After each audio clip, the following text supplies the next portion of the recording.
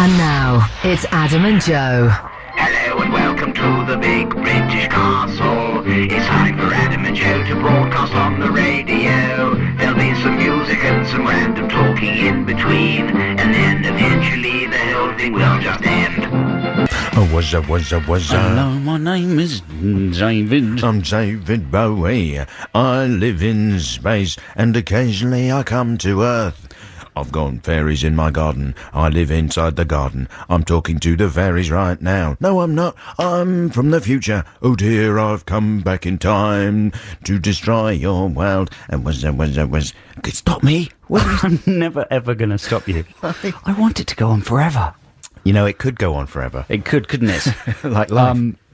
Good morning, listeners. My name's Joe Cornish. Hi, I'm Adam Buxton. And welcome to our Saturday morning show here at the Big British Castle. We hope you've all had a lovely Halloween evening last night. Adam and I drove through Camden together, as we like to do on a Friday night, holding hands at midnight. Singing to each other. It was a crazy bacchanalia, wasn't it? It was a wild, crazy scene. There was people all made up like skeletons. People have gone costume crazy. I think it's the biggest Halloween ever in the UK on record. Exactly. Yeah. Statistics Since records began. Since Halloween records began. What scale of measure do they use? Terror, fear, national heart rate. Effort that people put into the costumes. The effort scale. Well, people have gone costume crazy. The whole American thing has completely crossed over fully now, hasn't it? Adults are dressing up. The kiddies are dressing up. The teens, them kids sure know how to party. Oh, they certainly do. These days. You know, they're crazy about it. They love to drink and talk and do the other Don't they? things. And they were all doing it in Camden last night. There was a bit of a jam through the main Camden lock area. Traffic was shunting quite slowly, giving drunken costumed revellers the opportunity to try and terrify the occupants of cars with various gurning, leaping and hood smashing. That's right, there was a party guy wandering around, wasn't he? And he ran up to the windscreen of a car and he made a face in the car. He did. Window. Which is wrong. It is wrong And because disgusting. That There could cause should be a greater police presence. They should make costumes illegal. Well, they should get rid of Halloween. They should get rid of Halloween because it's evil. I mean... And imagine the confusion and the number of robberies that could be caused by people in costumes. I'm surprised, given the proper health and safety procedures that are now in place in many areas of life, that Halloween is allowed to continue. It should be stopped. Let's start that campaign here. Let's start it here. Because we could get the Daily Mail involved. It's a health and safety nightmare. Let's get that ball rolling. Certainly. Lots of terrific stuff coming up, I think. I mean, when I say that, I don't actually know that there's anything Also, you coming said up. terrific. Well, people love the word terrific. Let's play some more music and then we can talk a little bit more about... Is it terrific music? Halloween.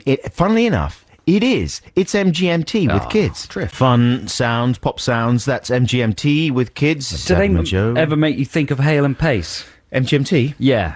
In what way? The management. Why? Isn't that what I see, MGMT of stands course, for? yeah, Management. Isn't that what it stands for? Well, I guess it could do, They certainly.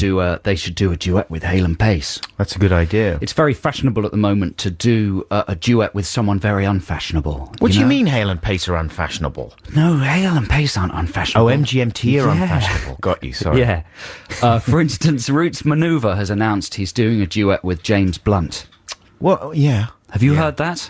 No, that's a good idea, though, isn't it? Yeah, I think, especially with hip-hoppers who don't like any sense of prejudice or bias in music, they think it should be a kind of a level playing field. To do a duet with someone really unexpected is good. Right, that is a good idea. Who else could they have gone for, do you think? Who? Management? No, like if you're a cool artist, Right, a cool right. artist. Well, who's that? Like, think of a cool artist first. Well, of all. I would go for S Club 7. As a cool artist. A cool artist. Yeah. Now ask me another question. And they would duet with who? Scooch. They would know because Scooch are cool as well. That's true. You need an uncool act, so they would duet with I don't know who's the coolest. MGMT, they're the coolest act on the block, aren't they? No, Vampire Weekend. Vampire. That's a good example. S Club 7, S Club Juniors. And Vampire Weekend. That would blow people's heads apart. Yeah. If it was really good as well. Don't you think? That's the big important sentence there, though, isn't it? If it was really good. Yeah, well, they'll get Kathy Dennis to write one or something. That's the bit that you can't fulfill. Kathy Dennis or Nick Kershaw. Exactly, one of the or Gary Barlow. Right. One of the nation's best-loved songwriters. One of the invisible secret wizards of Oz. The hit hobbits. The what? The hit hobbits. Why are they hobbits? Because they live in a little, pop hole. Do they? Yeah, and they pen hits. It's exciting news. For other people. Pretty soon, listeners, we'll be giving you the result of last week's Spooky Song Wars. Oof. Is it going to be a tight one this week? I don't think it is. You reckon? I don't know. There's no telling, says Joe, having looked through most of the emails and collated the results in his head. But I'm not going to give the listeners a hint of what the answer could be. It's a level playing field. It's anybody's game. Joe did a song about ghosts. Miss Joe did a song. Miss Joe done a song. He's done a song. Why is he allowed to do a song? I'm not. I want to do a song too, miss. You did do a song. It was very good. I did a song about a nutty room. Yeah, those results coming up pretty soon. What about some music now, just to keep everybody perky? I've got a little free play for you. It's a nice mellow one now. Oh, that's good for the first hour. And I've been, I've been moving house for the last couple of months. It's taking ages. It's happening very gradually. You're doing it one object at a time. More or less, yeah.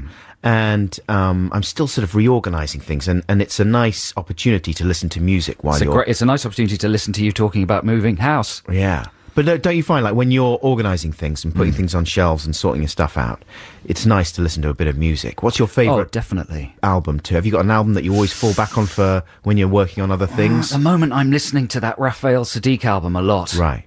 Well, Scott Walker, Scott 4, which is a classic album. I mean, everyone likes that one. I've just been playing it over and over again, and you never get bored of it. It's amazing. Or one never gets bored of it, may I say. And this is a lovely track from there. It's called Rhymes of Goodbye. Oh, sorry. That's Jarvis Cocker with Fat Children. This is Adam and Joe here on BBC Six Music. Jarvis, of course, sat in for Stephen Merchant on last Sunday, Merchant still being away, and he did an amazing show that you can listen to via the BBC iPlayer, or you can download a podcast of it on the Six Music website. It was all Jarvis mood music, right? So it was all sort of quite downbeat music, but cumulatively, apparently, it became amazingly uplifting, right, in a profound way. I'm looking forward to that. Jarvis, of course, sporting quite a hairy beard, quite a long one. It's a beard of a man that shouldn't really have a beard, and I don't mean that he shouldn't have the beard, but it's kind of crazy. It looks like a fake beard. He looks like Catweasel or something. Yes. Yeah. You've lost your beard, Adam Buxton. Currently lost it. It's important for listeners to know that so they can picture you. The beard comes and goes. Yeah. There's a men's magazine on the stalls at the moment. That's the end. Finally there's a magazine for men. What kind of stuff's it got in it? It's got a man on the cover who looks a bit like you if you were a bit taller. And it says something like the Great British Male. And he's not a famous man. I think he's just a man. Maybe he's a sportsman. I don't know anything about sports, so he could be sporting and I don't recognise him. But he's the archetypal current British man. Right. He is what you have to look like to be, completely on the money as a bloke. Yeah. And he's wearing a black suit and a black tie and a white shirt, and he's got a sort of very black hair and a beard, a big black beard and sort of slick back hair. And he looks a bit like he could be your more handsome older brother. I've got a more handsome younger brother, but he doesn't have a beard. I'm being silly. You're very handsome. Thank you very much. I should grow back. I always lose the beard at the wrong points. I should grow it back. Yeah. But oh well, there you go. I'm on the right track though, right? Yeah, well done. Thanks very much. Keep moving forward. Hooray! Okay, now here's a bit more music for you listeners. This is Susie and the Banshees with Happy House. That's not Happy House. That's just old 1980s style sort of goth indie music. Did you describe it as Happy House? Well, it's called Happy House. Which is very misleading, I think. And it's prescient, though. Yeah. She got the phrase right. Yeah. Which is good. but she didn't get the sound of the music right. No, I suppose. Halfway there, I suppose. Could do a good Happy House remix of that, though. Well, yeah, that's a good idea. That's a good idea. That's a very good idea. That's a very good idea. That's a really good... Well done. Are you going to get onto it this afternoon? Yeah. I'll do it now. I've done it. Wasn't very good. I've thrown it away. That's a shame. Things move pretty fast in the 24-hour-a-day news blogosphere. Certainly do. Hey, man, I turned up this morning to work. I know you did. And here I am. What do you think? I think that's one of the best stories I've ever heard. No, I turned up this morning to Weston House here in central London where we do the show. And I was all excited because I thought maybe there was going to be camera people outside because all week on the news. I don't know what's been happening, but there've been like news people outside talking to DJs. I thought maybe they'd be outside this morning. So I put on some smarter clothes than I would normally have worn. Did you? Are you serious? A little bit. You're not dressed smart. Well, did you do your hair? Did you take a moment extra to preen yourself? Well, we went out last night to this Halloween party, and I wore skeleton makeup. I painted my face all black. You look good, man. Thanks a lot. Took me ages, and I put loads of like black lipstick and everything all over myself. We should make it clear that you were doing yourself like a skull. Yes, exactly. Like a guy from Live and Let Die. That's right. A voodoo kind of priest. So all around my eyes, I had the big black really good sockets, So I was trying to wash it. I was scrubbing, and I woke up this morning and it looked as if I had eyeliner on. It looked as if I was some old fat member of The Cure with eyeliner. So I thought, oh no, I can't turn up at work for the camera people. They might ask me my opinion about things and film me. So I scrubbed it off. I was scrubbing. I thought, oh no, there's still a little bit on there. I've got to get it off. Otherwise I'll be on the news. My mum will see me and she'll think I've joined The Cure. That'll never do. I've turned into Alan Carr. So yeah, there was no one. I think you should carry on doing the Alan Carr voice. we might get some telly work. So that's a good idea, isn't it? Okay, well, it's time for the news now. What'll happen in the news, I don't know. Is Nicky Cardwell to tell you? Bit of Kinks there, Waterloo Sunset. He would have been pleased with that when he'd finished it, I would imagine. Ray Davis. Pat on the back from Ray. Gave himself one. Yeah, definitely. Do you ever do that? Give myself a pat on the back? Yeah. No, I tend to do a little cheer like that. Oh. Yeah. Yes. Do you say yes? Sometimes. Or just silently wave your hands? I'm from the Tom Cruise generation, and that's what Tom would do. Yes. Oh, right, punch the air. Yes, yeah, 80s. Yeah. Do you ever jump? He might jump in the air and click his little heels there. I don't think he'd do that. Yes, he would. That's more a vaudevillian thing. Oh, I think he would. Do you think he would? Definitely. He would click his little heels. His little leprechaun-style heels. Oh, hoofs. His hoofs. That's another story. Yeah. Yes. No. What? Yeah. Listen. I give myself. Just to conclude that.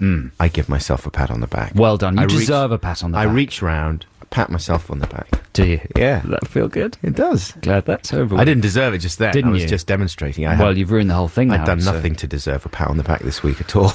No. Song Wars. Yes, please. We have the jingle. It's time for Song Wars, the war of the songs. A couple of tunes by a couple of prongs. Which will you vote for? Which one is the best? We're putting our songs to the listener test, so check it out. Joe's just run out of the room. He just went, oh, Phil! He's gone to get some things. He's back. Just printed out some emails we got from listeners. So Song Wars, just to recap, listeners, was spooky last week. Our challenge was to write scary songs. And Joe wrote one about a ghost, what it was like being a ghost, a kind of conversation with a ghost. It was called Hello, Mr. Ghost. And mine was called Nutty Room, and it was a jazzy number about a kind of serial killer's lair. Yeah, and we've had various email responses. Thank you to everyone who emails the show. I read every single email. That's true. I really do. And if any are pertaining to Adam, I pass them on to him. So your missives, don't go unread. No, certainly. Every single one gets absorbed into the mind sponge. And here's one that came in from Andy Clark. I vote for Adam's nutty song, A Worthy Effort. Joe's song is a travesty, and he should be deeply ashamed. That's a bit much, though, isn't it? I mean, I'm pleased that he likes mine, but deeply ashamed. Chris Bealey says, hello, I vote for Joe's song, Hello, Mr. Ghost, or whatever it was called. Neither was very spooky. Joe's was better. They often do that, don't they? They say, bit weak this week. I suppose if I'm going to be forced to choose one, I'll go for Joe's or Adam's, blah, blah, blah. Well, it just shows that there's no accounting for taste, you know. Right. You can't get be a taste accountant. You can't hire a taste accountant. No. Well, that's a shame. And Stephen Tappin says, difficult one this week. Adams is very funny. Oh, you know what? I've printed out all the ones that are pro me. Because I thought there were going to be so few. I thought I could just literally thank personally the 3 or 4 people who voted for me. But actually, there's slightly too many to make that interesting. So anyway, here's the results. And this week, I'm very excited because they're in an actual official BBC envelope. This is part of the corporation as a whole pulling its socks up, I assume. Quite right. Let's open the envelope. Overdue. Long overdue. I think it's a foregone conclusion. 86% plays 14%. To whom? To you. Oh. Now, this is looking pretty bad for me, isn't it? I mean, I've had a pretty extensive... You've only been back on the job, Song Wars-wise, 2 weeks, though, haven't you? Like, no, even one. When was the last time you did a Song Wars not thing? Not for a while. Do you think I should blame it on Garth Jennings? No, you've got to keep your hand in is the answer with Song Wars. What do you mean? Oh, you just keep doing it every week? Yeah. I have been working very hard during the week. I'm not blaming you. You could know if I could tell you what I've been doing during the week. I've been working hard too, you know, and I managed to do the songs much harder than you, and on much more important things. But do Garth's, sir, please, Mr. Producer, do Garth's songs, are his victories mine?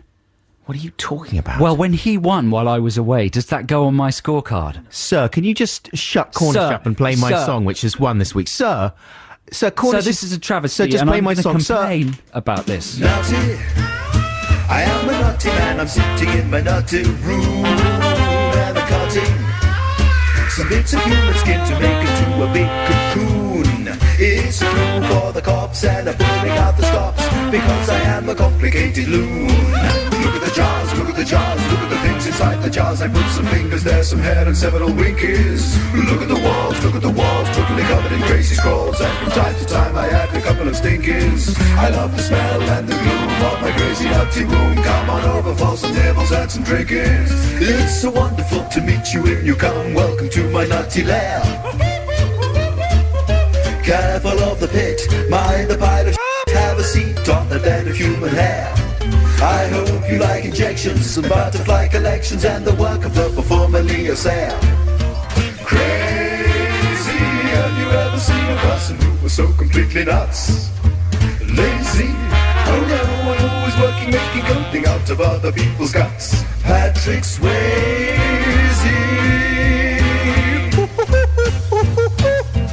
Naughty, I am a naughty man, I'm sitting in my naughty room, and I'm cutting some bits of human skin to make it to a big cocoon.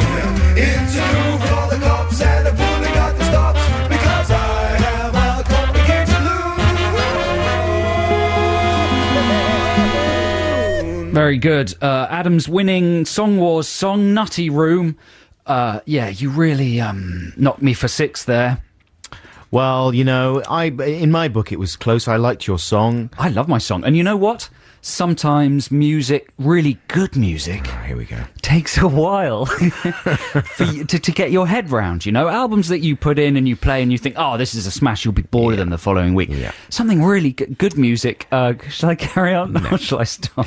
So we were thinking, listeners... The other thing is, my song had ultrasonic bass that many less, smaller radios wouldn't have been able to pick up. It was dub reggae and the dub wouldn't have come through on a lot of radios. So Right.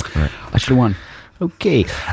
So we were thinking next time for Song Wars listeners, we might do theme tunes for TV, like new theme tunes for TV shows, right? Right. If there's a TV show out there that you think needs a new theme tune, Yeah.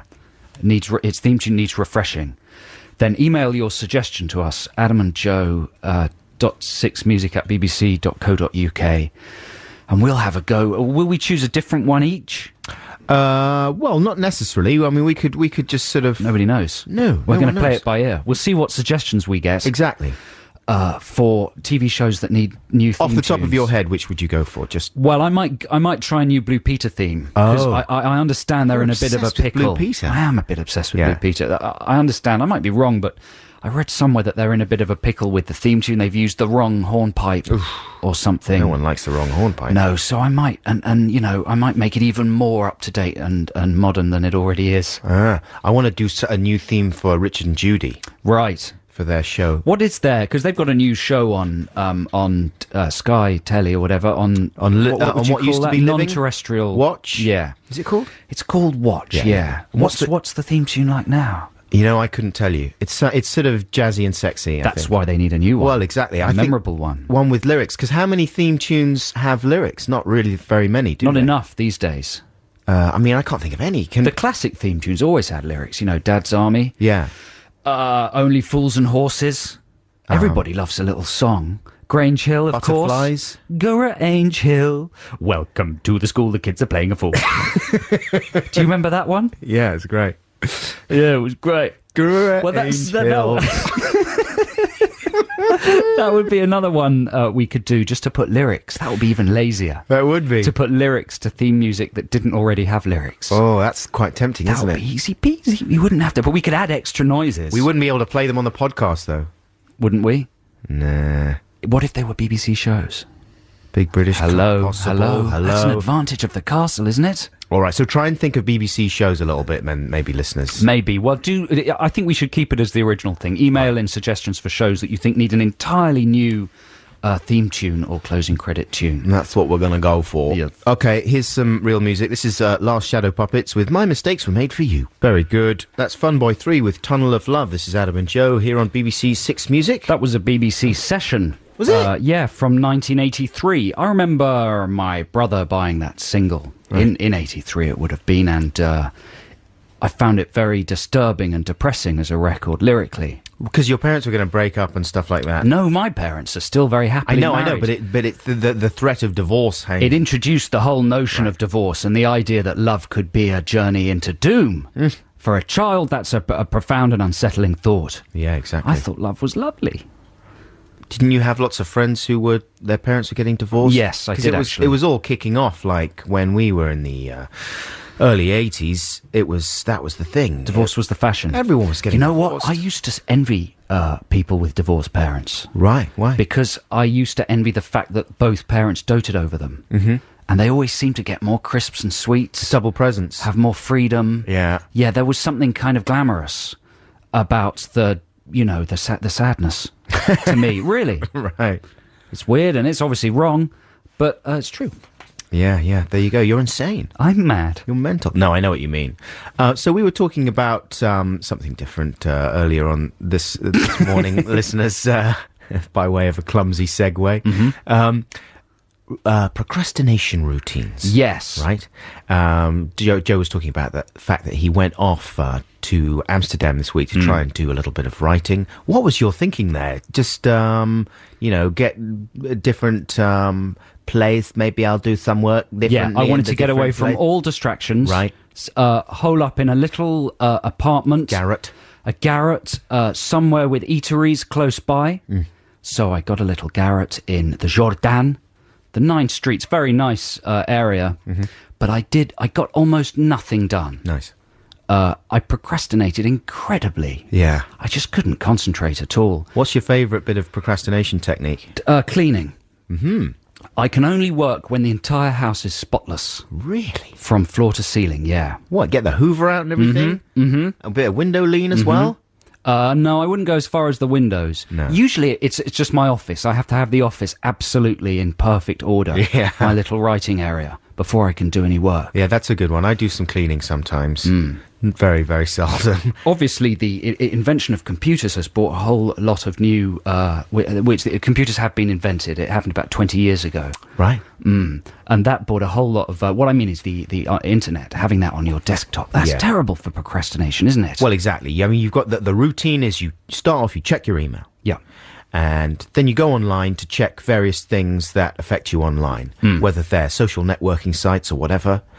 Check your progress on your social networking site, YouTube, etc., etc. Maybe you got messages on YouTube. Maybe you got messages on your Facebook or your MySpace.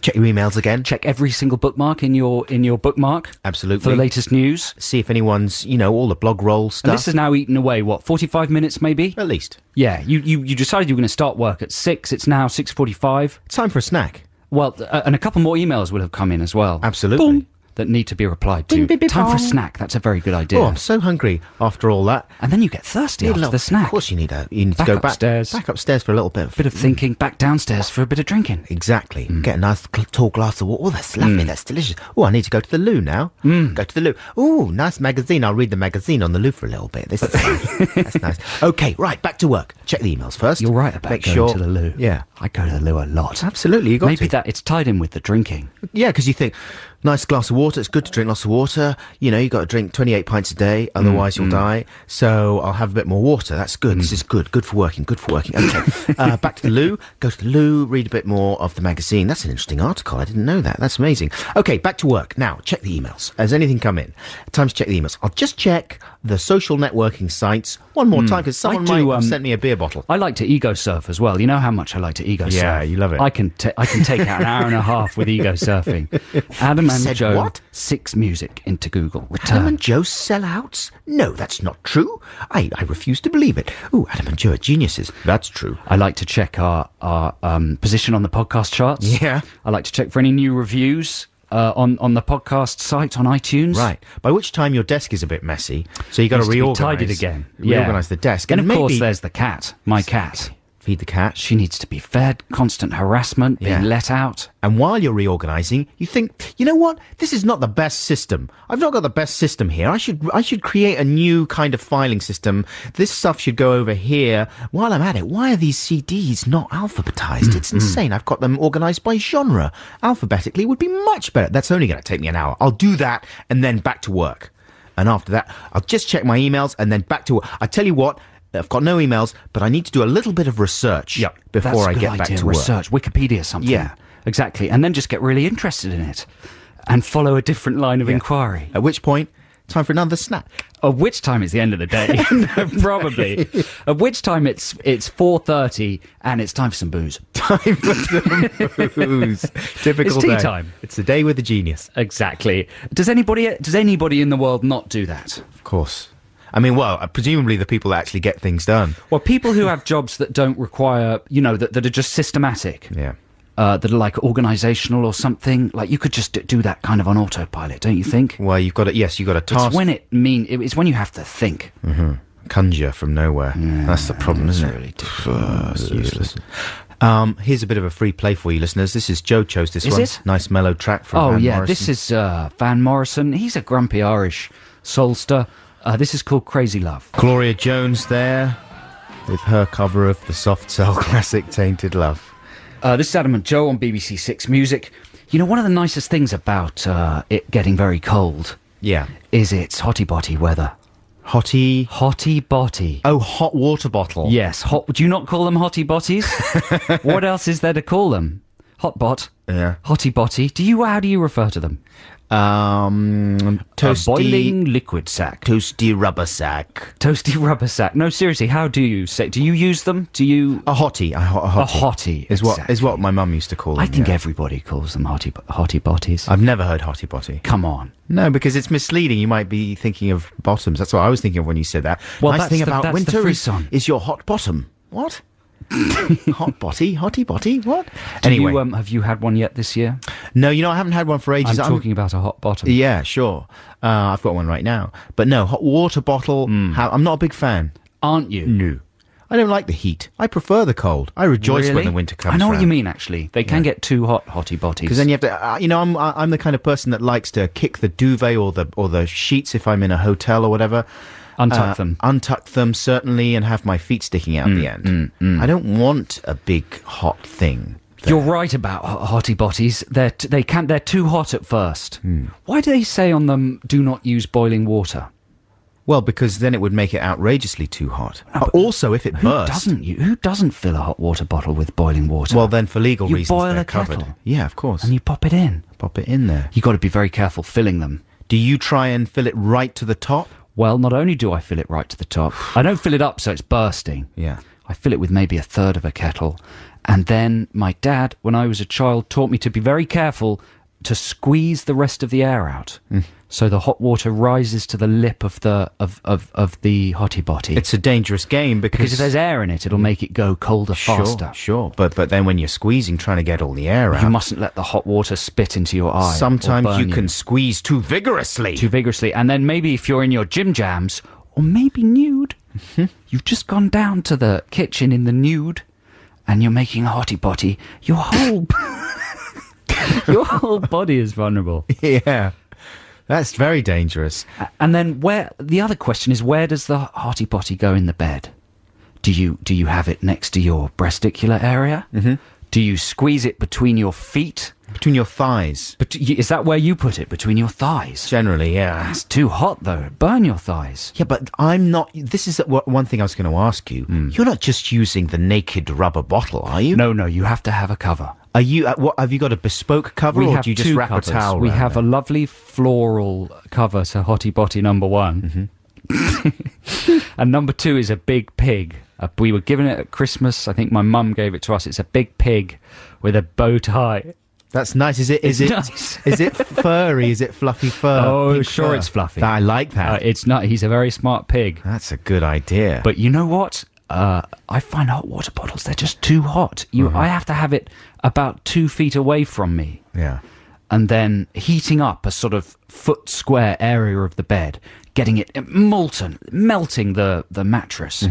And then I roll onto that spot. Very nice. And move the hot water bottle to where I was. Do you know what I mean? Yeah. So it's like a sort of a hot spot. It's as if Dobby the house elf with a very hot bottom has been crouched on the bed warming it up. Well, that's revolting. Why? There's nothing revolting about the Dobby. The idea of Dobby being there in your Forget bed. Dobby. I shouldn't have introduced Dobby. I mean, maybe I was that's trying to make a hot bot connection. Perhaps that's what Harry Potter does. He just doesn't need hot bots anymore because he's got dobbles.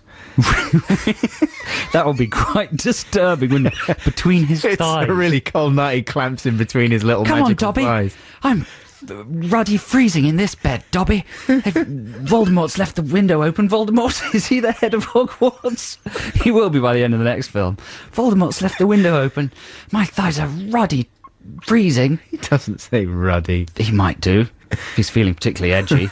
And Dobby crawls between his thighs. Clamps in between his thighs. Oh, thank you very much, Master. Oh, Dobby's bad, Dobby. You're bad, Dobby. Other way round, Dobby.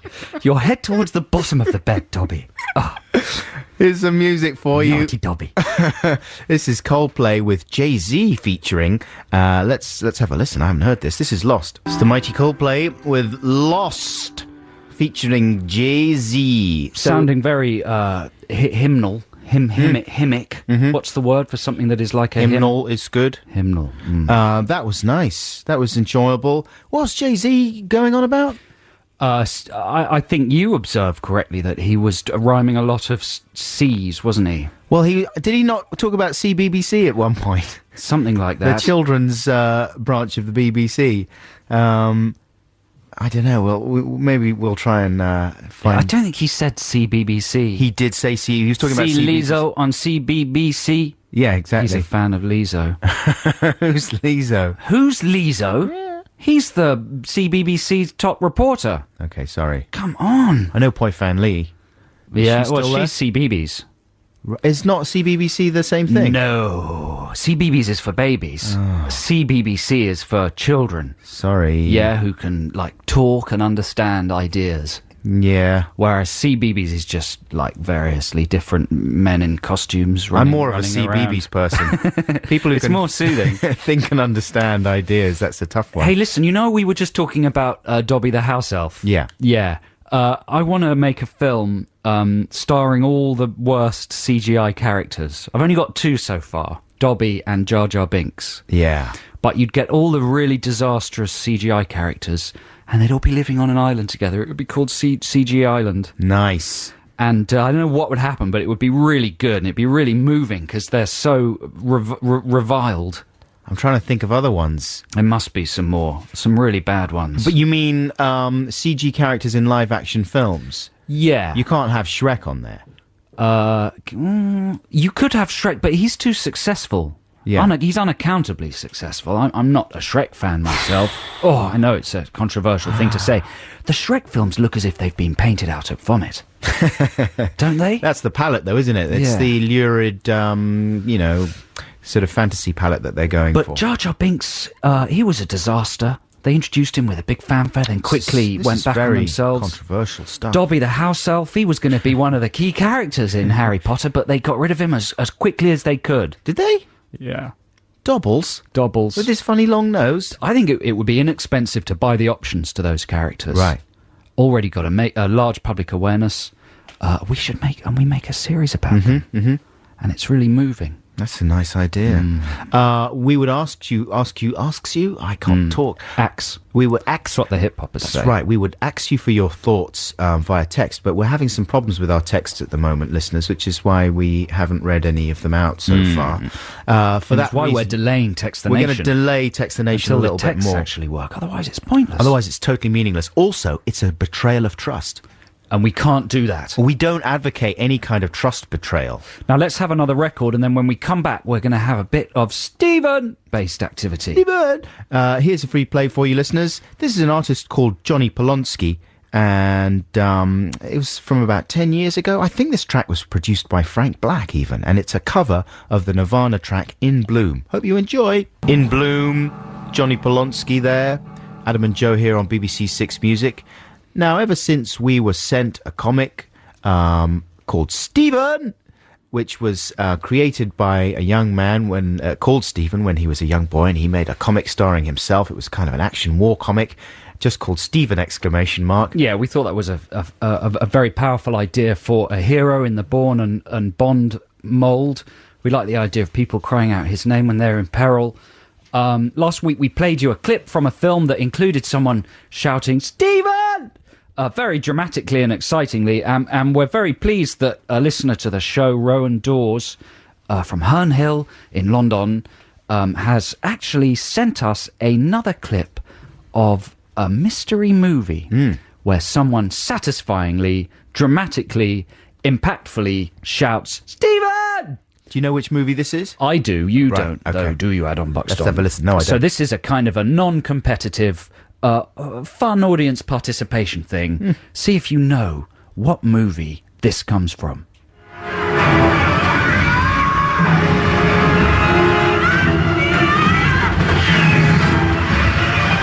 That's good, you see. It's Stephen! There's a sort of extra syllable, a desperate extra syllable in there. That's tough. I mean, that sounded old. Did it? There's a lot going on. See if have a listen again and see if you can tell what's happening in all those sound effects. Yeah.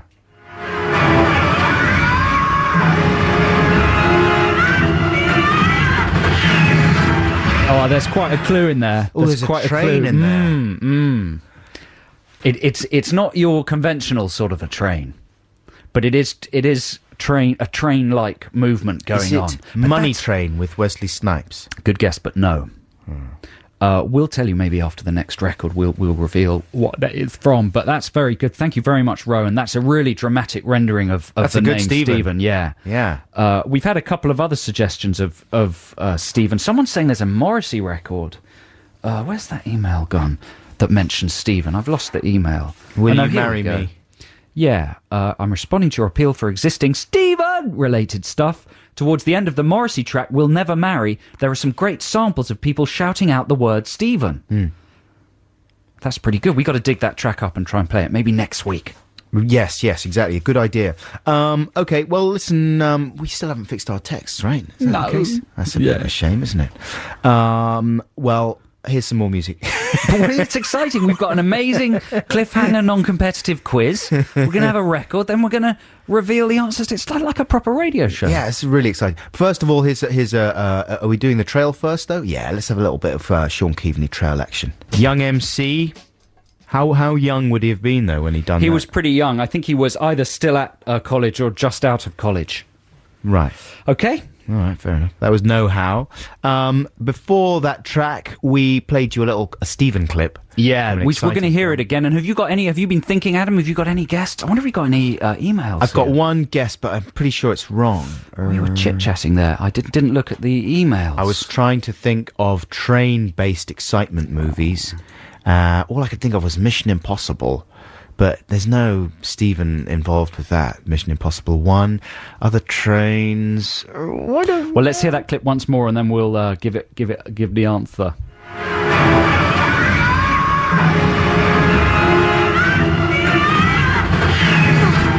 There's not much hope for Stephen. I think he's a goner. He's not on a train. He's on a roller coaster. Oh. What's the big movie with a man called Stephen getting in terrible jeopardy on a roller coaster? You wouldn't Final know. Destination Yes. 3. 3, exactly. Right, I even watched that one. Yeah, it's classic roller coaster action. Yes. It's a good beginning. Final Destination 3. Yeah. If you know a film in which somebody says the word Stephen in a particularly dramatic or exciting way, do let us know. If you send us an MP3, just like Rowan did, then that's even better. Because Yeah. we don't have to make any effort at all. Massive points to Rowan. Rowan, you're fantastic. You know, Rowan also runs Adam and Joe's Music MySpace site. Oh, does he? So, you know that site. Sure I do. certainly know it. Yeah. So, well done, Rowan. Thank you very much. Thanks, man. God bless you. You're amazing. Now, I think our texts are working now. They are coming through in dribs and drabs, but you can always email us. So why not? Let's get down to Text the Nation, the nation's favourite feature. Text the nation. Text the nation. What if I don't want to? Text the nation. But I'm using email. Is that a problem? It doesn't matter, text. This week on Text the Nation, we are asking for your ideas for kind of punning film titles that haven't been used already, Yeah. from which we can construct the idea for a movie. Is that right? Yes. I was watching, while I was away on telly, the film Made in Manhattan. Why were you doing that? Because I like it. Yeah. There's something about that film I really like. No, are you serious? Yeah, I don't know why. With Jelog? Yeah, it's just odd. She is a disaster I in that. enjoy it. Who is the man in that film? Ray Fiennes. It's Ray It's really Fiennes. kind of peculiar casting, and he looks like he's going to kill her and eat her at all points in the film. And it's so ridiculous that she's a maid. She hasn't cleaned anything in her entire life, J-Lo. No. Maybe that's wrong, actually, because she's from the block. That's true. And there's a lot of self She would cleaning. have cleaned her rocks. Yeah, exactly. But it's so ridiculous that I can't but love it. Mm-hmm. But what a title, Made in Manhattan. M-A-I-D. Yes. You know? And this arose because a friend of mine is at film school, and he's trying to get a short film, commissioned, so to speak, by the lecturers at his film school. He's not having a lot of luck, and he was saying, come on, think of a really killer short film idea. And I was avoiding the subject just by suggesting that he starts with the title. Good idea. And when you look at contemporary movies, a lot of them, you get the suspicion that many of them started at the title. Especially romantic comedies, it seems. Yeah, because romantic comedies are usually about some kind of a lie or deception, right? Yeah. Or some kind of double truth. Uh-huh. And so a double meaning in the title captures that perfectly. Well, the other one, of course, another maid one, was Maid of Honour. Yes. I.e., you are constructed from honour, Yes. as well as being a maid of honour at a wedding, which is rubbish. I mean, that is a rubbish. Oh, it's good. It's good. Is I think it? it's good. Made in Manhattan is fantastic. Made in Manhattan She's is good. A maid. Do I have to explain it? That's good. That's a good one. I'm admitting, as bad as that film is with Jelog. You see, you come up with those three words, Yeah. and the film writes itself. That's That's what right. we're getting at. So we're asking you: can you conjure any kind of phrase, expression, or title that sort of is an instant movie title? And it doesn't even have to be a good pun. Mm-hmm. If you give us a title, we will develop a film out of it. Just before the news, let's do a quick one. How about Okay. this? Can I put you on the spot? Yes. All right, then. Third-party insurance. Okay, it's a guy. He's at college. He's got a reputation for having amazing parties. Yeah. He's about to have his third one. He's having a party war with someone else. Right. That guy, Donnie, well, I got to do a better party than him this year, otherwise my rep on campus is going to be in the mud. That's a phrase they use, in the mud. And so it's his third party. Yeah. And, of course, he's very worried. He's having it in his parents' house, and he has to get insurance. I've got to think of a double meaning for insurance. Oh, God. But how's that for a start? That's good, man. That's a very good start. Just and he's to put you on the spot. his dad's an insurance. Nice. He's studying insurance. It's a little bit like risky business. That's good. So that's the idea. We want your... they can be punny or they can just be phrases that you think might make a good movie title, and we'll come up with we'll try and come up with a movie pitch for you. That's Text the Nation might this not week. work, I don't know. It's just gone 10:30 here on BBC Six Music. Time for the news. Peter, Bjorn and John with Young Folks. We're in the midst of Text the Nation, and we're asking you to suggest kind of punny phrases. It's a hard one to express, describe, this, isn't it? To describe. But if we give you some more examples, Okay.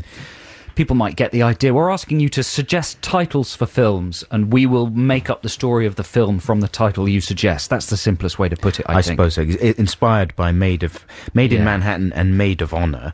The more generic the phrase, the more likely it is to have multiple meanings that we can then extrapolate Right. from. Okay, how about this one, Joe? Okay. Calculated risks. Calculated risks. That's more of an action one. Is it? You Yeah. want that to be in the action genre? Could be. Calculated risks. Well, there's obviously one meaning for that. I can't think of a double meaning, though. I was thinking of a guy, and he's got like a machine, right? Oh, yes. He's a statistician. Yeah. He's a really boring, nerdy statistician who has a really boring life. Mm-hmm. And he gets sucked into some kind of high-grade internet espionage scheme. Mm-hmm. And he gets out of various situations by using his amazing... This is good! His math skills. Right. Is that? That reminds me of Eagle Eye. What is that? What's the Shia LaBeouf thing? That's more like War Games. Right. Okay. Yeah, but I like the idea of a guy who's amazingly good with maths. And Yeah. the audience wouldn't have to be good at maths. They'd just marvel at his ability to use, he could measure things by sight. He would know probabilities. Maybe you'd team him up with a very thick man. Yeah. Who didn't know nothing about nothing and was proud of it, Yeah. Kind of like a sort of deep south lunatic. Joe the plumber. Yeah, Joe the plumber, exactly. Joe the taxi. and they, so it's a double act, and they don't like each other. It's a frictional buddy thing. But the statistician eventually gets them out of situations by using his maths power. I like it. It's good. Calculated risks. Yeah. Okay. How about this one? Candy from a baby. That's difficult. Right. That is difficult. Because while you're thinking about that, Yes. may I say that the other example that we had before the news, third-party insurance, we were thinking actually we're missing a trick by just not calling it third-party. Yeah, third party would be better. That would be much better. Yeah, Get rid of yeah. the insurance thing, and then third-party could just be about... Yeah, it's the son of an insurance man who's having some kind of a party-based feud. Yeah. Yeah. Third party, candy from a baby, that's a bit too... Well, it's a bit bit too on the tricky, nose, yeah, isn't it? because it would have to be about a baby that that basically excretes sweets. Yeah, Which is a nice idea. which is a nice idea. The kids would love that. Can you imagine? And the baby's mum would be called Candy. So you already got a double meaning there. But not only does it excrete sweets, it excretes wonderful new sweets. Yes, That no one's ever invented lollipops. before. Lollipops. Didn't we have them last week? We had the Lollipop, and then it would be an ethical minefield. It would be a sort of Erin Brockovich style courtroom drama. Yeah, because, lollipops we because Candy would be exploiting the baby, feeding it all kinds of food to try and keep up production of the lollipops. Kevin Spacey would play a lawyer who's hired to defend Candy and loves the sweets. Yeah. He loves the sweets. It's a complicated one. Oscar bait, though. But then when they're... Oscar bait. That one's being hotly tipped for an Oscar already. But then, in the climactic courtroom scene, right, they get the baby, they get Candy. Is the baby called Candy as well? No, the mum's called The mum's called Candy. They get the baby, and the baby has to produce some lollipops for the jury. But at that point, the baby's gift deserts it. Oh, And the no. jury are confronted With actual with plots. actual plots, all of which they have to try. Right. Wow. Because this is the other... it's getting complicated now. But that's good, man. though, you see. Candy This is the from a kind of thing baby. we want from you, listeners. Just a phrase like Candy from a Baby, and there's an Oscar-winning courtroom drama there already. So do text us. The number is 64046. The texts are working now, or you can email adamandjoe.6music@bbc.co.uk. Here's a free play. Joe, is this yours? Bit Is of it? Aztec Camera? Nah, this is on the playlist. Oh, you went for Abigail Silk. Oh, I've Yeah. given it away. The excitement of... Okay. So what exactly are we doing? Sorry, mate. I confused things by jumping the gun there. Yeah, this is Aztec Camera with Oblivious. Doing some gun jumping. Aztec Camera with Oblivious from 1983. This is Adam and Joe on BBC Six Music, broadcasting from what was described in the press this week from the digital hinterland of Six Music. Hinterland? It's a sort of in between... It's when there's land very far off. Neutral zone. Can you see any land? Well, a hint. It's a little hinterland. Yeah. But it's a nice place to be. I prefer to be in a hinterland, don't you? Oh, it's nicer on the margins. Yeah, exactly. Stick to the margins. Stay Stick out to of the- trouble. Don't get in the mainstream. Yeah. You'll drown. Stay underground. Now, Joe, I was having a chat with some friends about national treasures the other day because I was watching Strictly Come Dancing for the first time, never seen it before. Right. And I sat up and my young son, Frank, who's about 6.5, he couldn't get to sleep, so he came down and he watched some telly with the grown-ups. Oh, it's exciting. Yeah, it was really exciting, and he was having such a good time, and we watched Strictly Come Dancing, and actually it was the perfect show to watch because everyone was, we had some friends around, and everyone was kind of... That show's not on very late, is it? well, no, but, you know, he's supposed to be in bed and all tucked up by about 7:30. Right. It was about 8:30 or 9, I think, Strictly, on a Sunday night, maybe. It's got some sauce in it as well, hasn't Has it? it? No, Has it? No sauce. It No, was- it's completely family friendly. It was very family friendly. It was great. Yeah. It was perfect show. And obviously hosted by the giantifical Bruce Forsyth. obviously. I mean, he is, what, like 150 now? Or what is he? He's in his 80s, though, isn't he? And he is an extraordinary Yeah, figure of a he's man. to television what Clint Eastwood is to films. He is Unstoppable. undoubtedly, though, wouldn't you say, a national treasure, as far as Yeah. the Brits Absolutely. are concerned. A British national treasure. Who else? If you had to compile a list of the top 10 national treasures, who would you definitely put in there? No question. I would say, maybe at number one even, Stephen Fry. I mean, Right. that's a no-brainer, right? And I was thinking, like, to qualify as a national treasure, you have to be a fairly uncontroversial figure. I mean, that's not to say that there have been elements of Stephen Fry's life and career that have taken him into controversial areas, but on the whole, he is much loved by a huge swathe of the public, for good reason. So he would be in there, maybe number one. I would put Wogan on there, Yeah. wouldn't you think? Yeah. Terry Wiggin. What about Yeah. Joanna Lumley? Ooh, good idea. Did you see her programme where she saw the Northern Lights? No, I didn't, actually. That was very moving. Was it? Yeah. Treasure status. That's- Instant treasure status. That's a good idea, because I was going to ask about female members of the National Treasure community. They're harder to come up with. I was thinking of Judi Stench.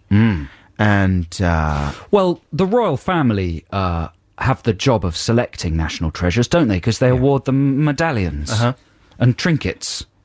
So all we'd have to do is look at the New Year's honours list. has Fry got some honours there? He hasn't got It's nothing. about time, isn't it? You've got to give him some honours. Maybe he's turned them down. I mean, you would think that he would be laden with honours, wouldn't you? He should be. He absolutely should be. Alan Davies. Give some to Alan Davies. Why Alan not? Davies. No, he's a very good, talented man, but he's not mature enough. I'm not suggesting that Davies should be. Okay, how about this? Yes. Anton Deck.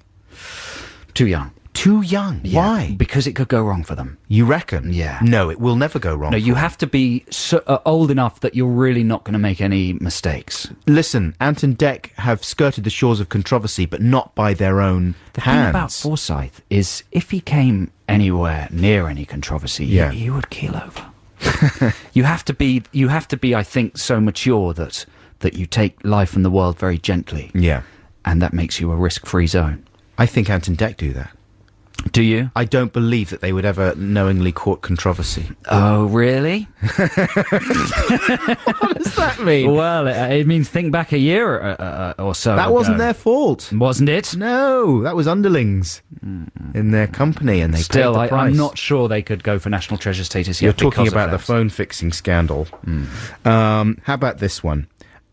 Richard Bryars. Bryars, yes. Yeah? I would say... Top 10?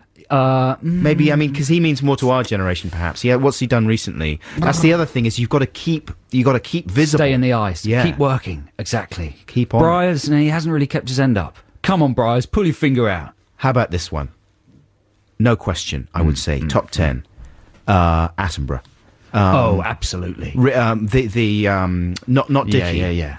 Because Dickie's more of a controversial figure, but his brother... Really? Yeah. I'd give him to all the Attenboroughs. Really? All Attenboroughs? Yeah. I mean, what's the other guy's name? It's gone out of my head. What, Richard Attenborough? Richard David Attenborough. Richard is the director. Yeah. David's the naturalist. David. Yeah. Ooh, speaking of Davids, Jason. Absolutely. Jehan. Yeah. Well, Only Fools and Horses is a national treasure. It should be projected directly into the eyeballs of all newborn babies. Is that 10? Have I got 10? In this country. What about Trevor McDonald? Oh, that's a good one. He's a national treasure, isn't he? McDonald. Did you see him on the National Television Awards? No. He was I wouldn't watch that if you held a gun to my head. You missed out. You missed the news that Tennant's stepping down as Doctor Who then. Don't care. Oh, my Lord. You're out of control. You're a loose cannon. You're going to stay in the margin with an attitude Loose Cannon, like that. that's a good name for a film. Very good. We should get back to Text the Nation. Right, I'm going to check that I've got 10 national treasures Maybe there. we could have some kind of Adam and Joe award that we would give to people.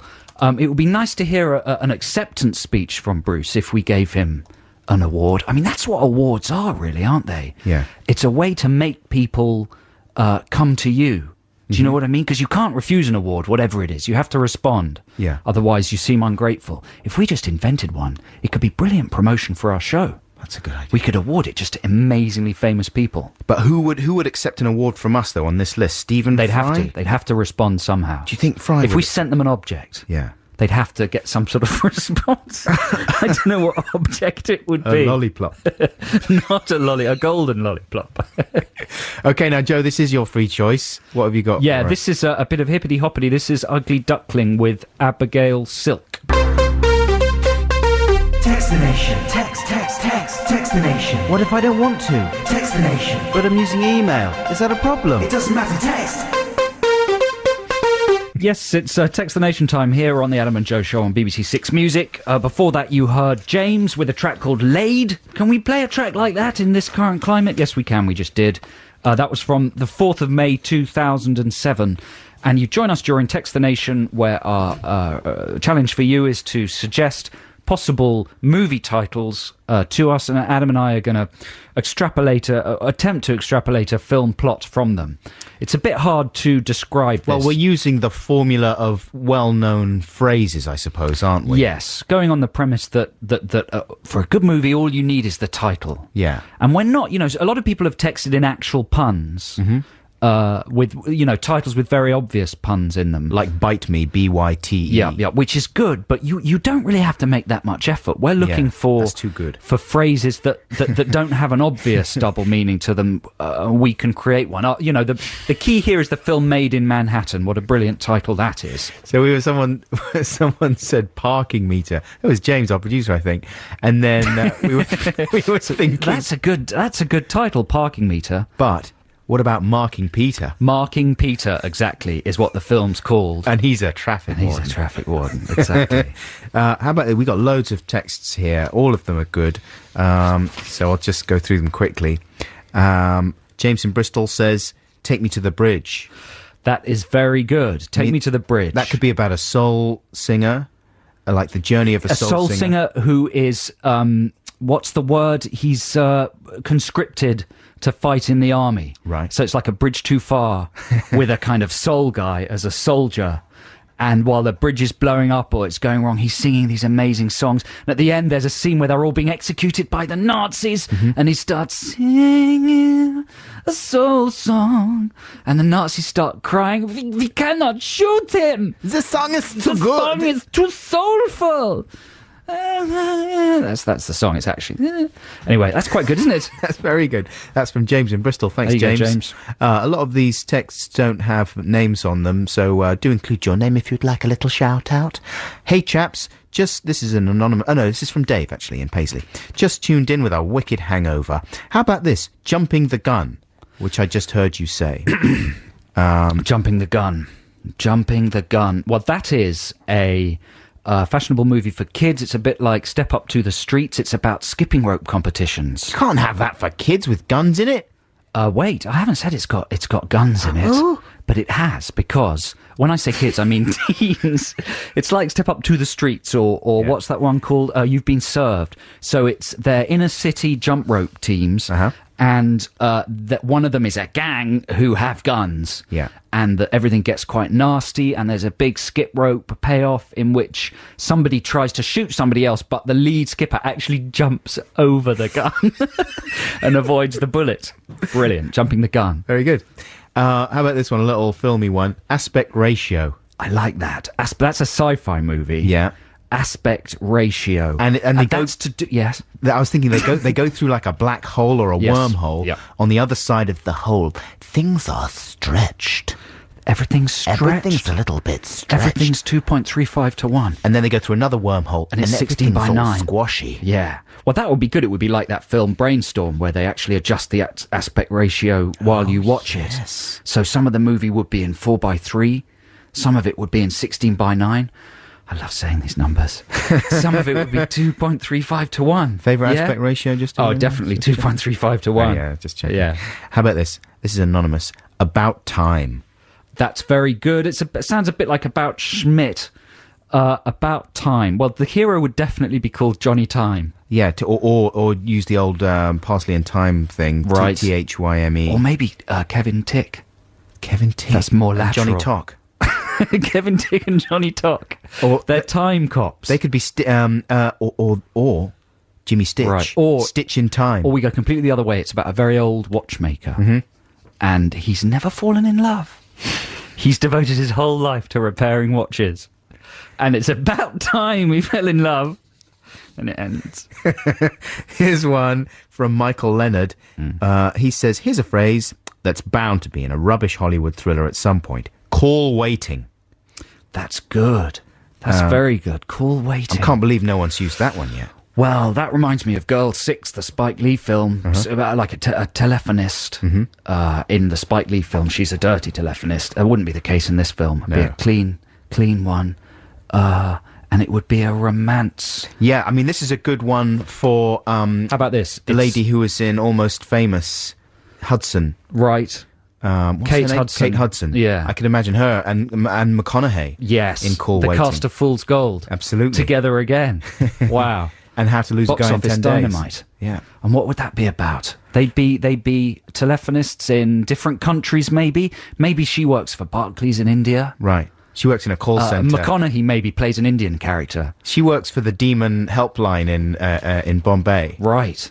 And she plays an Indian character with a very thick accent. Right. That would be good. She'd get an Oscar for. Yeah. Oscar nom. And they fall in love while resetting his preferences.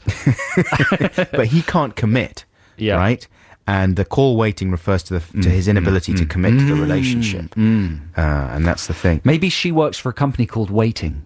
And then, you got a call waiting. And That's another meaning. His name is Mark Call. And her name's Jackie Waiting. And finally, for the moment, from Michael Leonard also, may contain nuts. That's very good. Now, the obvious way to go would be a sort of Dudley Moore style comedy. Well, Seth Rogen, surely. Seth Rogen, yes. Moore's yesterday's news, isn't he? Rogen, well, he's passed away. He's no obviously, longer which with makes us. him That's a block. News. It's very disrespectful. To the production. Or CGI, you never know. So Seth Rogen, what's it called again? May Contain Nuts. He works in a chocolate factory that make chocolate bars. He's the crazy son of a Willy Wonka style chocolate manufacturer, and he's having a mental breakdown. So it does skirt over quite serious issues. So he's in hospital. When you say skirt over. But this is the thing, he has these brilliant ideas for chocolate bars, but he's uncontrollable. He's unhandleable. So, yeah. Yeah, I like it. Yeah. These are all good ideas. Amazing board meeting scenes where he goes wild. This is the tip of the iceberg. We've got loads to get through, so keep them coming in, ladies and gentlemen. But now, I think it's time for we're a bit late for the top of hour jingle, but let's have it anyway. It's just, about 6 minutes past 11, so it's the top of hour. This is the voice of the big British castle. It is the top of the hour. Ooh, that's wonderful. I got so bored with the last hour and glad it's gone. Now here's the news one, it's exciting and it's new. How do you do? Who's that band then? A Bruce Springsteen band. Don't know them. No, that was the Rolling Stones band, and that was Let's Spend the Night Together. Sounding good. Well done, Rolling Stones. Are they national treasures? Is Mick Jagger's a national treasure? He's a national disgrace. Exactly. He's on a separate list. Right, he's imprisoned. Yeah, well, we'll come back to the national treasures in a bit. We got so much to get through. We got a lot of texts coming in. A lot of texts. I got a lot of texts. Thank you so much. They're all good as well. It's a pleasure, man. It's free play. It's my free play time right now. My free play time right now. But what I'm going to do, right, I haven't actually picked anything. So I'm going to get you, Joe Cornish, to help me select one. Right.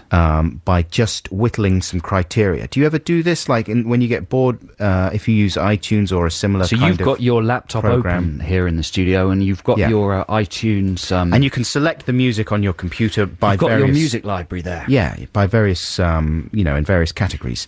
The length of the song, the artist, the album, the date you added it or whatever, or the date it was created or whatever. And so sometimes, like, you might have an afternoon of listening to just songs that begin with the letter F. Fantastic afternoon that would be. What fun. So maybe that'll be one of the criteria we use. But for the time being, I want you to give me a length of time between 1 and 2 minutes.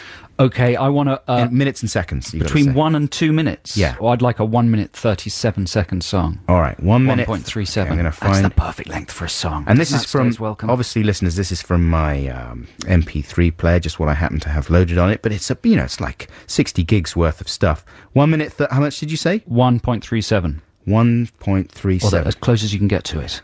Okay, we've got about 25 and tracks. whatever song fits this criteria you're going to play. Yeah. Whatever it is. No, not if it's sweary, obviously. Okay, yeah. Otherwise, but we'll be in a... Swearing aside, if it's fit for broadcast, whatever it is, you will play it. I think so. You're not going to put a shame filter on. You have to be honest. It's not a very good selection. We got loads of... I've got my Harry Potter... That's good. I like the sound of this. So what's the track that comes closest to 1 minute 37? Well, I've got loads of 1 minute 37 Okay, tracks. well, we need another criteria, so whittle it down. Another criteria. Oh no, I haven't thought this through. Okay, right, here we go. I'm loading the tracks, all the 1 minute 37 tracks onto a separate playlist. Good, yes. So now you have to give me letter of the alphabet. A letter of the alphabet, yeah. Okay, we're gonna go for... If I went for H, it would definitely be Harry Potter. No, not necessarily. No, that's true, because it might be Dobby's theme. As a D. I'm gonna go for the letter P. P, okay. LMNO. LMNO. We don't have a P. Okay, go for a Q. Closest to P. Closest to P, O or R? Let's go for R. I think R is a letter with which lots of song titles start. Don't have any R either. This isn't working. Closest we've got to R is T. Really? All right. Well, T. T's good. I like T. It's it's spoken word. It's Jerry Seinfeld. Taboo topics. He's doing an That's interview. not very good, is it? Well, it's not going to have any swearing in it because it's Seinfeld. You never know. Oh, this isn't working. This isn't working. Well, listen. Why don't we have a think about it and play the next record on the playlist thing? Yeah. Yeah. It's a good idea. I think not a good idea, is it? I think it's the worst idea Adam, I've ever it's good. had. I think a lot of listeners out there are thinking, well, that segment didn't really work, but it was a good idea, and we like Adam, so... 1 minute 37 was a stupid time. I shouldn't have had that. Well, between 1 and 2 minutes really does whittle it down to short songs. I mean, most songs are around 3 minutes. Do another time, quickly. Okay, let's say 3 minute 12. 3 minutes and 12. 3 minutes and 12. Okay, fast now, because people are getting bored at home. They're thinking of tuning over to who's on Radio 2? Richard Allinson. No. 3 minute 12. 3 minute 12. Come on. Okay. We could have new listeners who've been bumped here. Right. Keep them interested. Okay, 3 minute 12. That's good. Yes. Now you're going to have to drag them all into a playlist. This is very laborious. All right, I'll do that during the next song. What is the next song? The next song is Howling Bells. We're going to just get under the hood of this idea and tweak it a bit. We'll be back in a second. Here's Howling Bells with Into the Chaos. Howling Bells with Into the Chaos. That is released on November the 17th, and they're currently working on their second album, which will be released in 2009. This is Adam and Joe on BBC Six Music. Okay, I've put all the songs from my iPod that are 3 minutes and 12 seconds long into a separate playlist. Now, this is fun, isn't it? Now, a letter of the alphabet. I'm going to go for B. B. Okay, we have got 3. We've got... oh, hang on. You're just going to tell me what they are? No, I'm not. Of course I'm not. Of course you're Why not. would I do that? Okay, then. Number from 1 to 3. Nice question. 2. Okay. It's Jackie Me Too with Black Organ. What's that? It's a bit of reggae. And I think it's That'd be an interesting film I think it's title. instrumental. Well, we better check it because we can't take any risks. Hang on, I'm just gonna... It's instrumental. Yeah? I'll burn it off. This is exciting. I mean, could we win it? This is not the right Saturday to do a fly by the seat of the pants. Can we get some kind of Segment. award for this idea? Yes, This segment? you This can is the have it, though. worst idea I've ever had. All It's a right? good idea. Okay. I'm going to let it lie now. Listen, can we have the Text the Nation jingle and get over the thing? I mean, I've got Jackie Me Too burned off. Listen, but before the jingle, can I just say that I want Terence Stamp to be cast in the big screen adaptation of the stage musical Stomp. Well, you know, And we then had the another... trailers will go Stamp, Stomp. Yeah. It's just something I'd like to happen. We did have an idea, a stamp-based idea. Let's do the jingle, though, before we get into that. Okay, yeah, jingle. Text the nation. Text the nation. What if I don't want to? Text the nation. But I'm using email. Is that a problem? It doesn't matter, text. Yes, Text the Nation this week is to do with you suggesting titles that could possibly be, or phrases that could possibly be film titles, and we will make up the story of the film for you. They have to have, they don't have to have anything really. It's just a string of words that could be a film title. I'm getting exhausted trying to explain it, so we'll just assume you. Bob from Hammersmith, he suggests First Class Stamp. Terence Stamp is accidentally wrapped in a box and mailed to a convention discussing a convention which is discussing the welfare state, and Stamp manages to convince the committee to let pensioners send packages by post for free. I'd say that's a BBC 4 drama. The film ends with the bill being passed and Stamped reading the end. What? Thank you very much, Bob from Hammersmith. Good idea. That was very nice. How about this one? Dear Diary. Dear spelt D-E-E-R. Fantastic. Dear Diary. Well, that is possibly just a title for a natural history documentary.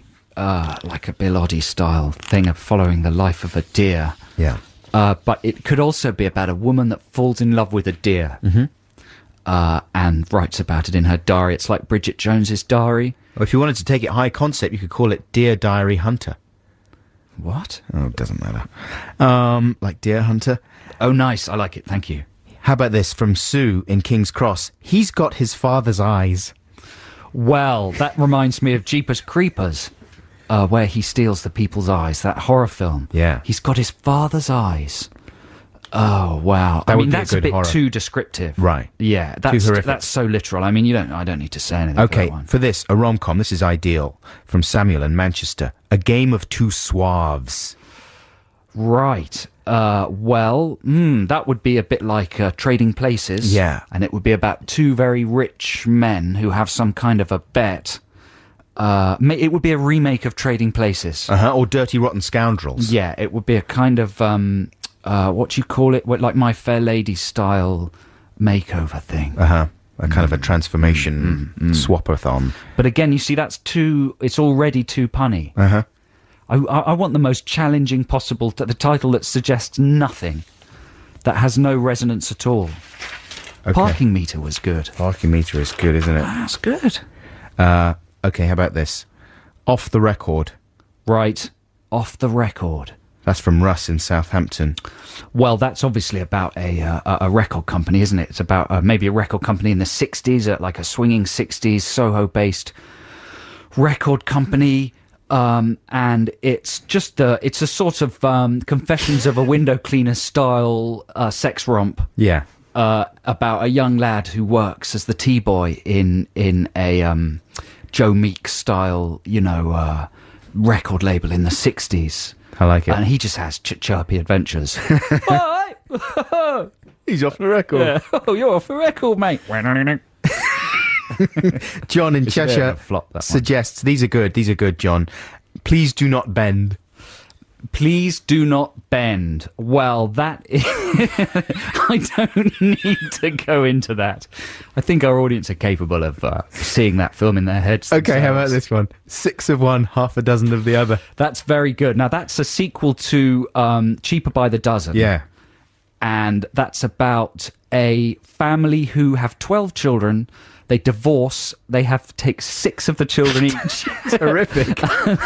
And then the man with 6 of the children falls in love with another woman. There was one with Dennis Quaid in there that was a little bit like that as well. I can't remember the name of that one. But that was very similar. Or it could be about robots. Mm-hmm. 6 of one could be the name of a robot. Right, like 7 of 9. Yeah, exactly. He's got another suggestion, carbon footprint. I like that. I like that a lot. That's amazing. There must be something in production called Carbon Footprint already. That's very good, though, John from Cheshire. Thank you very much. Well, we have to think of a storyline for Carbon Footprint. Yeah. Can you think of one? I'm just thinking of Bigfoot. Well, there's a you've got to have an eco tie-in. It's like a serial killer movie, right? With an eco warrior. It's an action film, I think, isn't it? Because action films sometimes have really dry titles like that. Isn't the villain in Quantum of Solace an eco warrior? Supposedly something to do with water. Right. Yeah, water supplies. I think. I haven't seen it yet. I think it's going to be the new thing, is to cast eco warriors as villains. You know what I mean? Just to get their own back. Thanks a lot. Okay, Al the Gore. guy's name is Carbon. Yeah. Johnny Carbon. Jimmy Carbon. Yeah, and he has a footprint of death. Do you know what I mean? When you call in Johnny Carbon, he's an enforcer. He enforces ecological rules with violence. He is licensed to kill people that don't recycle correctly. So he goes around checking the weight of people's bins, kicks their doors in. If he finds you've got any This is a plastic fantasy. packaging that is non-recyclable in the recycling bin, he kills you. He stomps on you. Right. Exactly. And the poster is him with his foot on a housewife's face. Because she's And a big gun. because she's put a yogurt pot in there Exactly. that shouldn't have been in there. Stupid woman. Carbon footprint. That's excellent. Thank you very much, John from Cheshire. Okay, we got yet more of these to get through, but let's have some more music now before we. So we're not going to play Jackie Me Too then, I'm guessing. Black Organ. You know what? I was such an idiot because if only I'd lied about it, the one next to Black Organ was Blue Jean by David Bowie. But I thought, safeguarding trust, I can't lie to Can't the... play 2 Bowie tracks in a show either. Right. That would be too much But Bowie. Blue Jean... Overload. met a girl named It is a good track. But I couldn't do it. 'cause I Listen, it couldn't was lie. a heroic failure. It We was- really appreciated the intention. Yeah. That it was a disaster was a shame, but we'll live. So here's the choral instead. That's the Coral with Dreaming of You. This is Adam and Joe on BBC Six Music. We were talking earlier about hotty botties. Hot water bottles. It's even better said in a really bad Australian stroke New Zealand accent. Hotty botty. It's nice to say. A couple of people have suggested that we're missing a trick with Hotty Botty. You've got to use the word water as well. Right. Alan Vickers says the definitive name is Walter Hottlebottle. That's what he calls it, right? Walter Hottlebottle, yeah. Or he says the definitive name is Walter Hottlebottle, please conform. Alan Suffolk. So that's more like an edict. Please confirm. Is he saying? No, he says conform. Conform. Oh, I see. Fit We in. have to use Walter Hottlebottle. I like that. I like turning an object into a person is always good, isn't it? Sure, absolutely. It's including the water element there as well. There was one more. Yes. John in Edinburgh says, you're missing a trick there. It's not a hotty botty. That's just foolish and ignores the vital component. It's a hotty watty botty. That's very good. I wasn't aware of any of these. To me, it was all... It's a whole new world has opened up for you. A new fantastic point of view. Unbelievable smells. Indescribable smells. It's just gone 11:30. It's time for the news here on Six Music. Good effort. That's Santo Gold with Say Aha. And when I say good effort, I mean that was really enjoyable. Well done, Santo Gold. Why hasn't the drinks company Fanta invented Santa? The Fanta Santa. Well, And he's like Santa, Yeah. but he's orange like Fanta, and he's bubbly. that's good. I mean, Fanta's owned by Coca-Cola, I think, isn't it? Well, that's a myth. The whole Santa Coke thing. Is it? Yeah, I think they kind of invented the costume, but the idea that they No, obviously they didn't invented invent the Saint look- Nick. Well, no, that's what you're implying. They invented implying the that colour they scheme, didn't they? Wrote the Bible. No, the red and the white was I think so. That might even be a myth as well. I'm sure I've read something about that being a myth. But anyway, Santa Fanta. I like it. It's Christmas time. Here comes. And then he smacks you in the face really hard. That's the tango. No, he couldn't do that. Santa. The Santa Fanta, he just pours fizzy drink down the chimney. Fanta Santa, So yeah. you wake up in the morning and your front room is soaked with an inch of sticky fizzy drink. Fizzy goop. Yeah. Or you could just stick your head in the chimney and open your mouth. I mean, you'd get a lot of soot on you and Yes, stuff. that would be the second campaign. Yeah. The first campaign, he'd come down and it'd be Christmas morning and the whole front room is soaked with Fanta. We had a chimney fire the other day because we lit a fire in our... Without getting your chimneys cleaned. Yeah. You got to get them cleaned annually. Oh, man. And we forgot about the whole... Can be cleaning of very chimney thing. dangerous. Yeah, boy. Yeah. Suddenly there was flaming debris coming down the thing and like piling into the room. It was really scary. That's I a had good to- public service announcement. And my wife wanted to call the fire brigade and stuff, and I spritzed it and calmed it all down and fixed the problem. But I think there was a bird's nest up there or something. It was no good. And no birds in it, I'm glad to say. I hope not. But, yeah, don't, be careful with those chimneys. Fanta Santa. Fanta Santa. Smack! No, that's the tango one. Okay, here's some suggestions for Song Wars next week. We asked Right. you to think of TV shows that we could do a new theme tune for, right? Yeah. We got loads of ideas that have come in. I'll just rattle through a few of them now. Hello, Adam and Joe. This is from Sarah in London. Could you create a new theme tune for Spooks? Do you watch Spooks? Never watched Spooks. I don't watch Spooks either, so maybe that's not such a good That idea. could be good, though. She says, I watched it last night. It's a great show, but the theme tune sounds like Casualty. It doesn't quite fit. Tom says, please do a new title track for Friends. It's on at least 5,000 times a day on channels like Well, ITV3. I'd done that already. Yeah, you did. I did a Friends thing for the Adam and Joe show. If you go on YouTube, That'll you can be on find YouTube. it. I did a hilarious... Friends, it was called. Okay. David in Exeter says, good morning, Adam and Joe. I believe that the Antiques Roadshow theme is long overdue for some lyrics. That's it's about true. time I had something to sing along to on a Sunday That's evening. true. So he's talking about keeping the original music. Uh-huh. We've got to look into that, see whether it's usable in the podcast. But we should just go ahead and do it Just go ahead and do it, yeah, willy-nilly. Because people will be able to listen. Nilly Willy? Yeah, That's a willy-nilly. good name for a film as well. Don't do that willy-nilly. We've Free got a- Willy Nilly. Free willy-nilly. Thanks, David in Exeter, for that one. That's the prequel to Free Willy. Jane from Alton in Hampshire. She says, surely the EastEnders theme tune is seriously in need of updating. I feel that turf might have been covered by other people in the past. Oh, really? Yeah. Something more uplifting, more cheeky chappy? I am going to smash your face. Oh 'Cause my you- gosh, I've had a terrible accident. Too easy. Yeah. Good morning, Adam and Joe. This is from Paul, who lives in Amsterdam, and he doesn't get any work done either, he says. I should have hooked up with him while I was over there. Yeah. He says, please do QI. It's got See, that's a good idea. Yeah, he says it's got a dreadful middle-aged BBC-employed white guy making cod reggae theme tune, which lets down an otherwise fantastically Very entertaining true. show. Very true. Think of the fun you could have with the lyrics, he says. Good idea. This is from Liam now. Hi there, Adam and Joe. You should maybe think of composing a theme tune to a show that has no theme, like Lost or Heroes. Does Lost not have a theme? No, it just goes... Oh, that's a theme, though. Not really. Not really. I mean, that's a disgrace, if you ask me. Well, they don't have time for themes in America. You might lose interest. So get on with the story. But that's a good idea. I like the idea of doing a Lost theme, maybe. It could be... It's a good one for you. You watch that program. Yeah, I like it. I'm looking forward to the new series. What's that? That's was back my- in the nutty room. That was suddenly. my I'm excited about Lost thing. We've got so many ideas here. Okay, here's an idea. Is Lost J.J. Abrams? Yes. Here's an idea that a few people have He thought likes my Quantum of Solace song. of. Oh, no. He does. Yeah. Fran says, the way I see it, there's no other option but to revamp the Songs of Praise theme tune. It's been stuck in the past for a decade. I'm sure the Adam and Joe treatment will be sensitive to its classical and religious traditions, whilst bringing it right back into the noughties. Classical music is the only type of music that you two haven't really attempted. And Very to be true. frank, I've been very disappointed by this. Well, it doesn't usually have a lyrical component, does it? Well, I suppose it could be operatic or choral or something. What are you leaning towards from those suggestions so far? Well, I'm leaning heavily towards QI because I agree completely with those sentiments. I think it's I mean, there's something attractive about that theme tune, about the middle-aged kind of hopelessness comforting. of it. Yeah. Right. It's just like a little old man having a bit of a skank. Yeah. Having a mild, non-hip threatening skank. That's right. That's what the show's like. And finally, from Frankie, how about a new theme tune for Skins, the E4 drama I about like teenagers? The current theme tune is all a bit too light and fluffy and doesn't really reflect That's all the true. bad The behaviour titles are that goes terrible on. for Skins. Yeah. Yeah, that's very true. So thank you very much for all those suggestions. Those are excellent. Well, we'll have a think during the week, and so that'll be next week's Song Wars.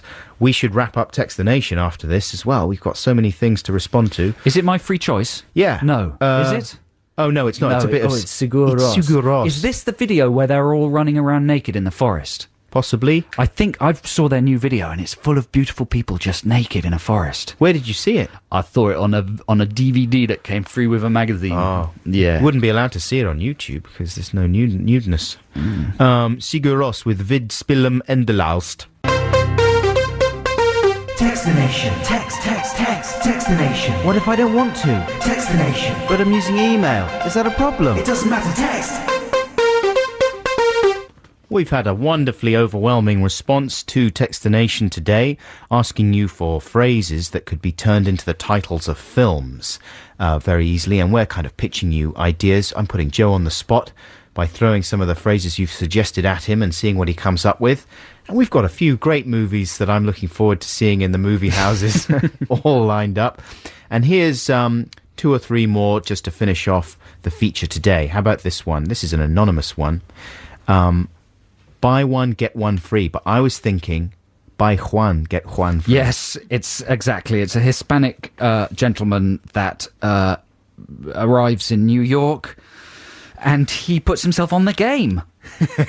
And he brings his twin brother over as well. As a gentleman lover. Doubles his money.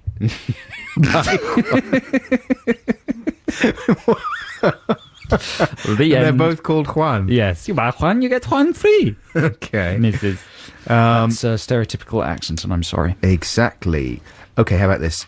Jane in Muswell Hill suggests Rabbi in the Headlights. Again, that writes itself, doesn't it? It's a rabbi. He's in the headlights. It's hard to think beyond the title for that one. Yeah. It's not broad enough. Radiohead video. Yes, exactly. I mean, it's a strong image. The headlights, the rabbi. He's startled. I mean, well, it's a brilliant opening. Why is the rabbi running? Who's chasing him? Yeah, well, see, now it's unfolding. It is unfolding, but I can't answer any of those questions. I think only Jane knows. Okay. What the rabbi's running from. I'm worried about insulting rabbis. Sense and sensibility. Sense, C-E-N-T-S. Wow, these have inbuilt puns. We want really stark, solid. How about this? Punless ones. This is good. How about, this is from Matt in Lancaster. How about Plain Jane?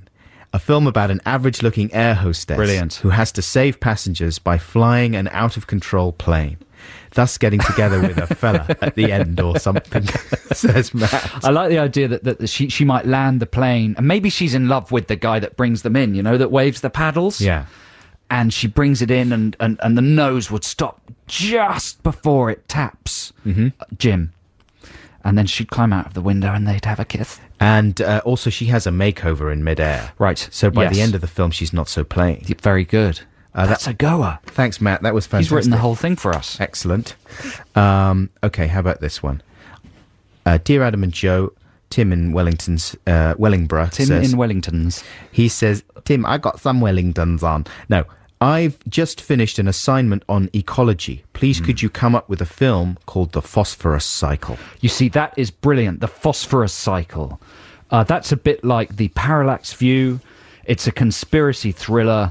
The Phosphorus Cycle. I don't know what it... But it involves things glowing very brightly in the dark. Man...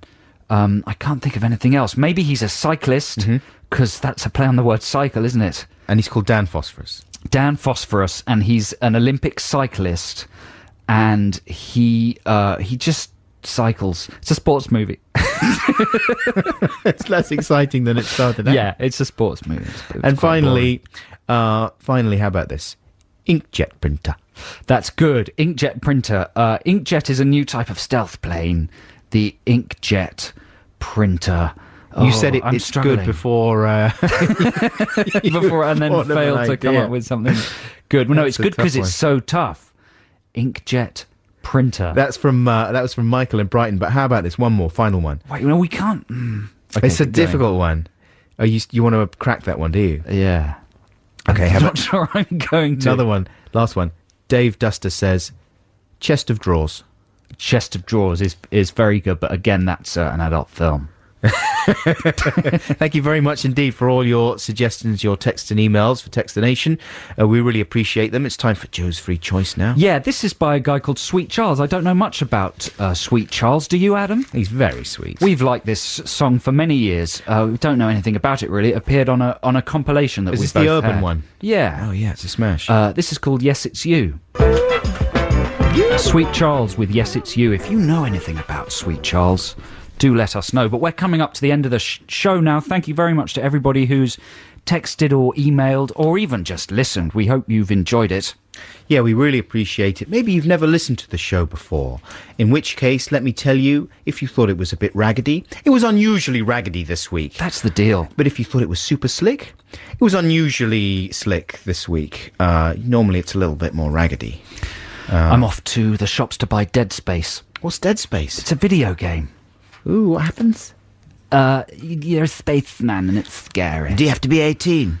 Probably. And I might go and see the Quantum of Solace. Ooh. Exciting. Yeah, it's going to be a good weekend. Record opening ever. That's right. Highest box office opening 5 average million. in the UK. Wiping the floor with the previous record holder, Harry Potter. Harry Potter. and Both the British Fiery productions. G. Well Yeah. done, Britain. Well done, Britain. You see? And one day, that could be Rabbi in the Headlights. It Opening. will be Rabbi in the Headlights. The lowest opening weekend ever. With that massive opening. No, seriously, thank you very much indeed for all your texts. And sorry if we didn't read out a thing that you sent in and you think, oh, they'll definitely read this out. We really appreciate all of them, and we just couldn't read all of them out. And we'll be back next week. Don't forget you can listen again to the show via the BBC website, or there'll be an edited highlights podcast available online from about 5 p.m. today. Yeah, that's right. We're just going to sneak off right now and record some brand new links for it. So that'll be exciting. Get all kinds of extra stuff on the podcast. Now we're going to leave you with a classic Radiohead session. Stay tuned for Liz Kershaw and have a fantastic week. And be careful on Bonfire Night, won't you, listeners? Take care. And we'll be with you again on Saturday. Bye. Love you. Bye.